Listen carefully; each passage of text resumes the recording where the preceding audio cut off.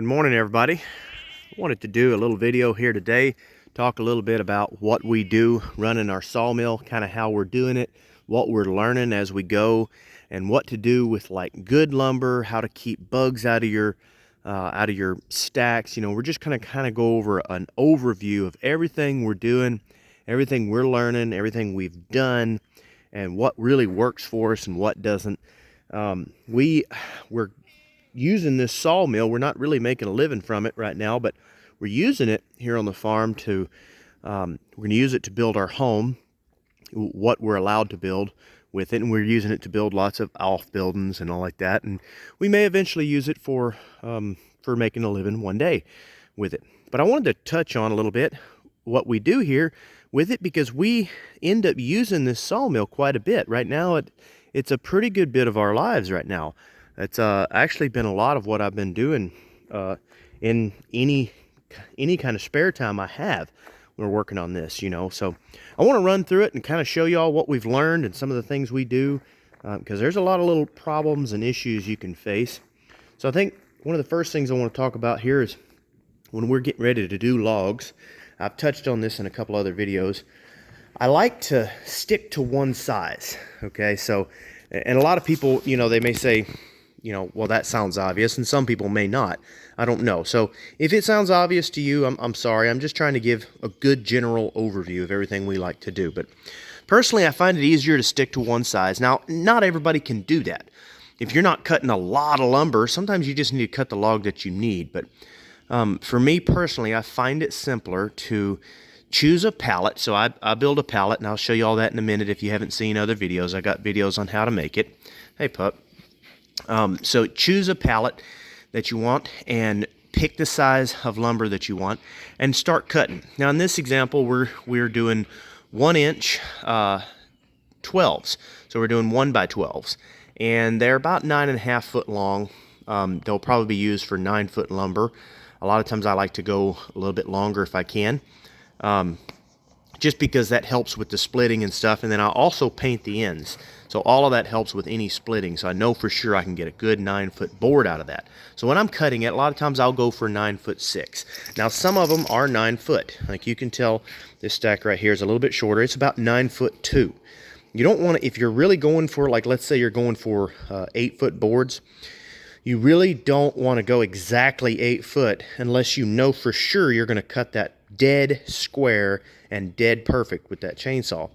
And that's fine sometimes, but if sometimes you lay a tree down and you're in a bad spot and you're cutting it up, you know, it can be a little bit hard to get it just right and get it just perfect. And nobody's perfect. We're not always going to get it just right. So I like to give myself extra. But also, like I said, it helps a lot with the splitting and cracking. And like I said, we do like to paint our logs as well. It doesn't cost that much, and it's not that hard if you can remember to do it. Like this log I didn't remember to do. The dog just wants to be in the video right now. She just you just want to be in the video. Anyway, guys, so if you can remember to paint your logs, which I didn't on this one, like I said, or at least I didn't on this side, then it's really not that hard to do, and it's not that expensive. I buy the cheap paint. There is better paint that you can do on there, and I would use the better stuff on any good hardwoods or something like that I'm gonna do.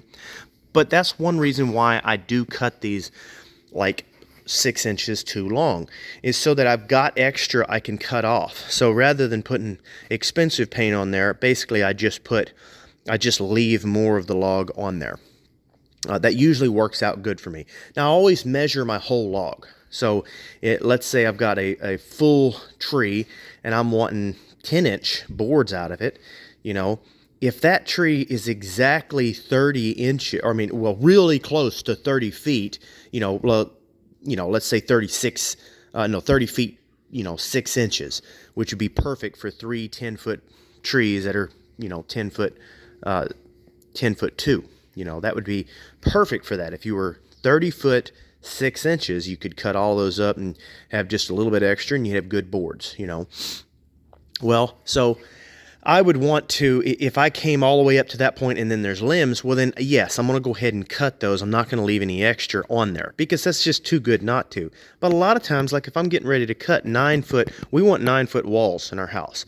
So that's what all these boards are going to be in our house. So we want the 9 foot, so we know that that's what I'm working on. So a lot of times I get, I can do a 9'6", and then I can still get other boards out of the rest of that tree.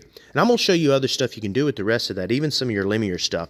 And a lot of times with these boards, y'all notice these are much knottier pieces. I keep nice stuff too, and I'm going to do a lot of nicer stuff, but I am doing these knottier pieces. So this would be like the tree, especially this one right here. This is the part of the tree that is beyond your really good lumber. You don't want too many knots in your good structural lumber. Now, if you've got a 2x12, you can have a few more knots and it be fine if you're going to keep it as a 2x12. But by and large, I just try to take my best lumber and use it for my structural lumber. Depending on whether or not you're legally allowed to do that for your own home, that's something you'll have to look at in your own state and all like that. But you can use this stuff just fine, or at least we can here. But that's a story for a different day.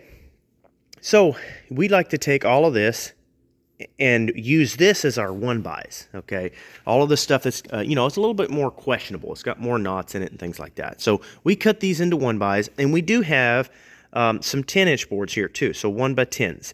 So I can put those in the same stack. I just like to separate them all here, okay? And then I carry them over there, or just wherever. There's my other stack sitting over there. That's my actual pallet. I got it sitting to the side. It's not going to stay there but for a couple days, and it'll be fine. You wouldn't want to leave it laying on the ground too long. There's nothing level over there. It's just a fairly flat spot, okay? But it can lay there for a couple days after being cut and be fine. And it can even be rained on for a little bit. If you don't want this bluing right here, then you don't want to get too much rain on it. Personally, I really love this blue right here. I love it when the wood starts to get that blue color in it. I think that would look awesome in a house. And then a lot of the stuff we're going to paint anyway. So some of it will either be whitewashing or painting, and then some of it will actually be used. We'll actually leave it like that. So if you don't want any of that bluing and you're planning on just having good clean lumber, then you really don't want to leave it in the rain too long, because it will start to get that bluing in there. Nothing wrong with the board. Some people do call it number 2. Some people actually really like it, like me. But anyway, so I like to separate these out, and then that way I can get all of my 12s on top on a pallet. And you got that way when you get pallets like this, and I'm trying to make this video as short as I can, guys, and compact a lot of good information, but it's kind of hard to get it all in there just right. But this right here, this is what I go for on these pallets. Okay, and I got videos on how to set up all of this, how to do this really quick and get it done really well. But these are 3 separate pallets here, and then I've got a pallet roof. So I can pick that whole roof up with a tractor. I don't have to worry about it blowing away, and I'll talk about that here in just a second. But this right here, you've got 3 separate pallets in here, and they're all 2-bys. Some of them's 2x12, some of them's just full 2-bys that you can cut into whatever, and some of them's 2x4s and all like that. Well, that way I can get my tractor, pick it up, and get whatever I want, and I'm not having to use my back very much, so I don't have to dig through the stack very much. That's what you really want, especially if you have a lot of lumber, okay? So let's go into this real quick. You can see here I got these strapped down. So basically you just got a little eye hook, or you can even do a lag bolt, just something in there. And you get all your pallets, and you put your deal at the bottom of your 4-by, whatever it is. These are 4-bys, and they've got live edges and stuff. And I just put that in there, and then that way I can not only have a beam here that's strapped across on both sides. I'm going to back up here. It's strapped across on both sides in order to hold that down. But I've also built a little temporary roof. Now, it took me a while to do that. I did all sorts of different things, and then finally just decided, all right, forget it. That's what I'm going to do. So I built a temporary roof. It's awesome. I can pick it up with a tractor and easily take it off of there and then put it right back on and then strap it down. So the roof can't go anywhere because it's strapped to the whole pile, but it's also acting as a strap to strap everything down. Now, some people say that straps alone, you shouldn't use straps alone for your stack. So what this is, all these boards up here are actually dry. They've actually been dried for a while. So I'm actually using those boards, since I don't need them right now, I'm using those as weight on top of those other boards. And then I'm strapping all of that down as well. So when you're air drying, you want to cover your top, and then you want to block your sun. So this tarp is blocking the southern sun. So all that southern sun comes in here and hits that side, because you don't want it to, for one, some boards are more susceptible to UV light, period. And then a lot of boards that it increases the heat on that side, and it can cause it to warp and things like that. So just by covering that one side, you don't really want to cover it all unless you have a fan in there, because then it can't air dry. So you just cover that one side, and then you cover your top with a nice roof there, and you can just set it and forget it until it dries. Okay, we are really seriously considering building a kiln. Okay, so now I'm gonna go into a couple other things here. You can see here, this is what we're doing with our scrap. This is not perfect right now, but it's not too bad. These logs, these flat logs I cut, they move pretty easily with the tractor. I can come in, scoop those up, and take them away. It's not perfect, like I said, but it's not bad if you have a tractor, okay? But this is something you want to figure out really quick, is how to take care of this stuff, because, I mean, this is going to build up quick. All of this right here built up from a few cedars that I did, and then it built up from 8 logs, eight pine logs that I did. So that's a couple of cedars and then 8 pine logs right there. So that builds up pretty quick, okay? Now sawdust is another big problem you're gonna have. So I've worked on several different ways for the sawdust, and there's a lot of different people with a lot of different videos that do different things, okay? And I like different ones, but I'm getting to where I really like this method the most. So one method I did, and I did a little YouTube short on it, where I laid the tarp directly on the ground. It was a big tarp, just covered everything, and then I laid another tarp in there, and I still would lay a tarp in between there. I just haven't, okay? But I would still suggest doing that. But those tarps just make it easier to get around. And the tarp worked fine. The problem is if any rain gets on that sawdust, then it gets really heavy, and it's not a big deal. I can still pick it up with my tractor, but it's just like the tarp can tear. It's not great, but it works pretty good. The plus side is that it cleans it up really nicely. Okay, so that's the plus side. But I do have a slab here, right here. So I have actually found just using a shovel is the easiest way. So now when I'm cutting, I don't do this on every log, but when I'm cutting a lot of logs, I'll use these. This is the other part of my bunk here. So I've got this in other videos. Y'all can watch other videos to get more details on a lot of this stuff. I got several videos out on this. But I've got these little log bunks here, and I can put my logs here. And I can put several logs. That way, if I'm feeding hay with my tractor, or if I'm brush hogging, I'm hooked up to the tractor, I can still get a lot of work done, even with these big logs. I can just set up, I can set about 4 to 5 good-sized logs on there and not have to worry about it. And that's if I don't have any here. I could actually do probably about 7 and then 1 on the mill if I really wanted to tighten stuff up, but that gets a little tight doing that. So definitely 5 logs easily with 1 on the mill. I mean, that would be really easy. So these bunks it's kind of an in-between spot there. You can pick those up easily and move them out of the way, and then put them back in there. They move pretty easy. So when I don't have a bunch of stuff there, and I'm using my tractor and I'm bringing logs in with the tractor and just setting it down, then I can take this and I can set that up, prop it up, and put that tarp there, and that makes most of the stuff fall back on the concrete.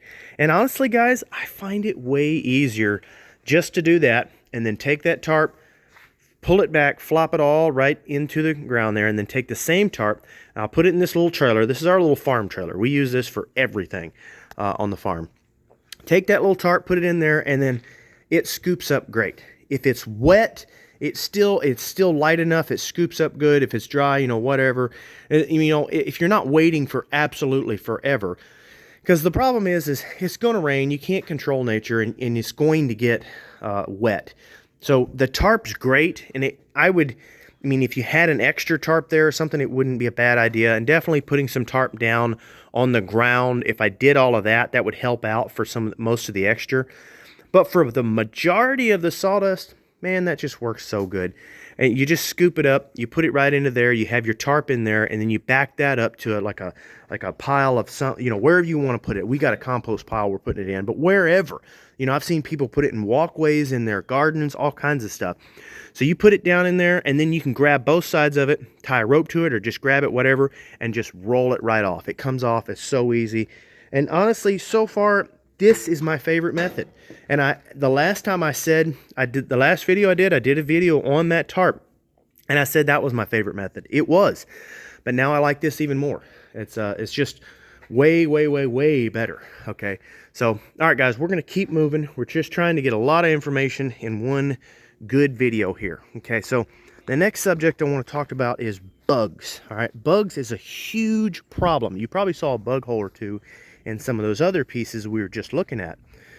So as the log lays there longer and longer, you really want to get it cut as soon as possible.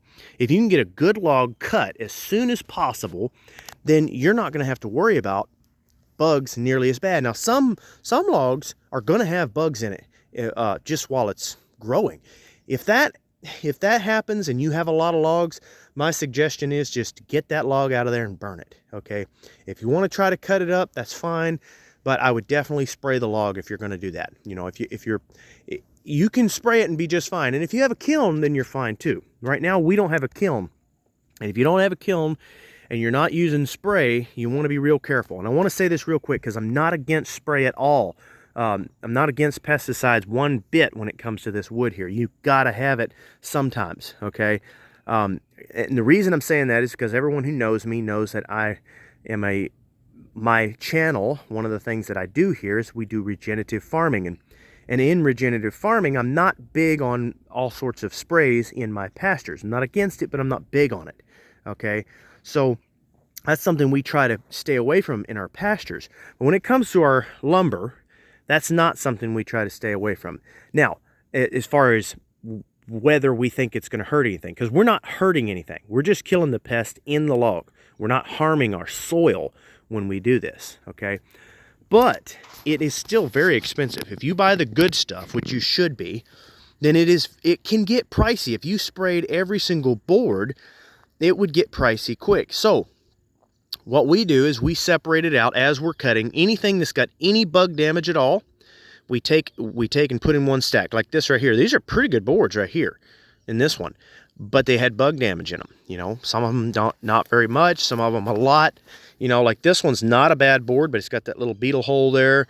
It's got a little something there. Not a bad board, okay? Pretty good board, but it's got a little bit of damage. So since we don't have a kiln right now, we're being very picky. Anything that's got very much bug damage at all, we're putting over here. So these are like our number 2 boards. So anything with live edges, we put over here as well. Now, they're not going to stay here. You can't leave them stacked together like that very long. This is just temporary. This is what I do when I'm building my stack. So I'm building a stack over there, okay? So I'm getting all my wood cut, getting it all separated, doing my 1-bys, trying to get it there. I'm going to get a couple of 2-befores and stuff like that, but I'm trying to go mostly 1-bys. So while I'm doing that, I'm putting all of my offcuts here. You can leave them stacked together for a little bit, but not very long. I wouldn't leave them there very long at all, especially in the hot summer. If it's hot summer and you're doing that, tarp it, okay? Or put a big weight on it, and that keeps them from bowing up. But if it's, just like this, your problem is not going to be bowing up. In a couple of days, your problem is going to be bugs. So no more than a week, maybe a week and a half at best. Definitely want to do something there. I mean, I have been guilty and left them there for a couple weeks and been fine, but I've also left them there for a couple weeks and started to see termites. So don't do that. You want to get them stickered. But while I'm getting ready to do all my work, I'm just throwing them over here. If I had a pallet built, I'd probably put it on there, but I'm just putting them over here. So these are all my number 2 boards. All live edge boards are fine, but you're more likely, if it's been sitting on the ground for a while, which these have, these came from, 7 logs, like I said. Well, I think these came from 5. These came from 5 logs, I think. But they were very wavy and very knotty, so that I had more waste wood, more live edge wood. Because the more deviations you have in your log, the more waste wood, so to speak, you'll have. Okay. So all of this wood had been on the ground for a little while, longer than anything else. And so there were bugs that had gotten in there. So any of your bug problems is definitely going to be in your live edge portions, you know. So we're just going to stack all that over here, and then I just stack it out of the way, completely away from everything else. These I'm going to use to build my kiln. And yes, I did a little spoiler alert. We will be building a kiln. I'm fairly certain we're going to build a solar kiln. Haven't decided on all of that. If y'all have any ideas or any thoughts on that, let me know. I'd love to see it in the comments. But yeah, say what you want to say on that. But that's what we're going to use for these. But we also have other outbuildings. My mom, not my mom, I'm sorry. My wife wants me to build a nice, she wants me to build a nice little garden shed for her. Just a small little place that's going to sit next to the greenhouse. So we're also going to use all of this for the, you know, all of that stuff. So my point is any of your things that have any bug damage, get it separated from your pile. If you don't have a kiln, don't put it in there at all. So now we're going to walk over here real quick. We're trying to wrap up the video pretty quick. But like I said, I just want to go over a pretty good overview of what it looks like when I'm building a stack, when I'm building all of this up, okay? Because we're kind of starting on a new stack is what we're doing. And a stack is multiple pallets. That's what I'm calling, that's what I just showed you back there, where it's multiple pallets and it's strapped down and you put a roof on there. Okay, so we're not just starting a pallet, we're starting a whole stack here. So these are my boards that I'm considering good boards. These are good looking boards. They're flat boards. They don't have any live edges on them. And I see no bug damage, okay? And there is bug damage on these little 4x that are laying there, but these have been sprayed thoroughly with bug killer, okay? You know, you use whatever brand you want, but whatever. That's what it's been sprayed with. It's been sprayed very, very thoroughly with that. Okay, so if I keep any of that and I'm going to have it exposed to my good stack, I'm going to spray it like heck. Okay, with these boards right here, I like to sweep them down with every layer. You don't have to. You do need to if it's good, pretty hard wood. But you don't have to if you're just planning on using it as rough cut wood and putting it somewhere. But it will cause mold and it will attract termites, because termites are like to eat all of those all the powder and all like that. Okay. But the main thing is it just cleans it up better. It lets it dry good. It keeps it from molding. It's just better. So I usually do sweep each layer and then go ahead and put my stickers down and call that good. Sometimes if I got a hose, I'll just hose it off, you know, and that's fine too. If I have one or two boards that is really good looking boards, but it's got just a couple little small holes in it, okay, I will go ahead and put them in my stack if they don't fit anywhere else, but I will spray that one board really, really good, okay? The reason I'm not spraying everything is because it just gets expensive. Like I said, if I sprayed absolutely everything, it would get very expensive.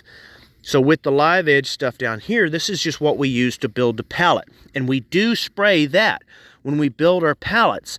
With everything that we use to build our pallets with, we spray all of that, no matter what, okay? Without a kiln, it's just something you need to do. You need to go ahead and spray it. That way you don't have to worry about it. Okay. And then also, I didn't say it, but maybe you saw it. Any wavy cuts we also put in that little stack over there. If it's got wave in it, you know, if it's got a 1/16 of an inch at one little spot, in these boards, I'm not too worried about it because they're just wall boards.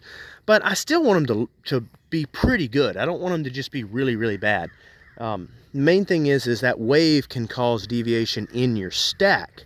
You know, it's not so much that you can't plane it out or something like that, but a lot of times it's just not worth fooling with.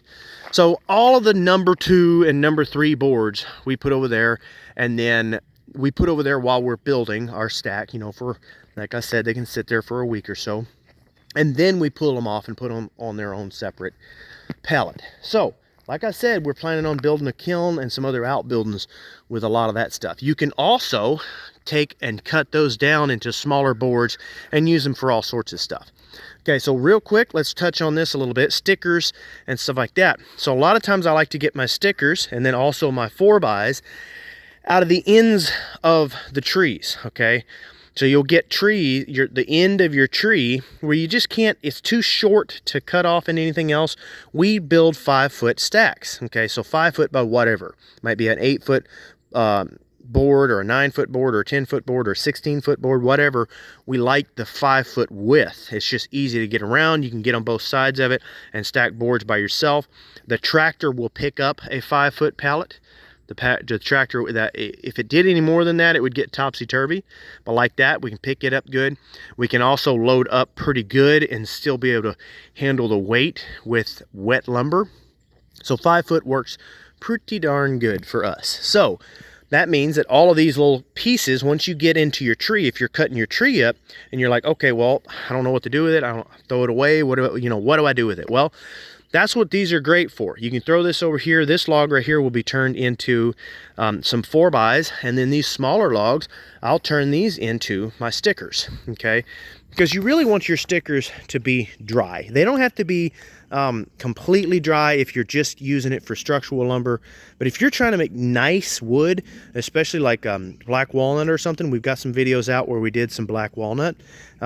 You want that to be dry stickers. You want good dry wood there. So by getting these cut ahead of time, anytime I run out of something to do or I don't have any logs to do or something like that, I'll stop and I keep these close. These are right here next to me. I can just grab these. Like if I'm like, okay, I'm in between, I don't know what else to do, I can grab one of those and get that knocked out pretty quick. You know, I can get all 3 of those done pretty quick. And then I got me some more stickers and I'm ready to go. I throw my stickers over here on this little pallet. It's a little bit blurry there, but I throw them over there. I cut them 1 inch by 1.5 inches. That way they're easy to tell which side is perfect, okay?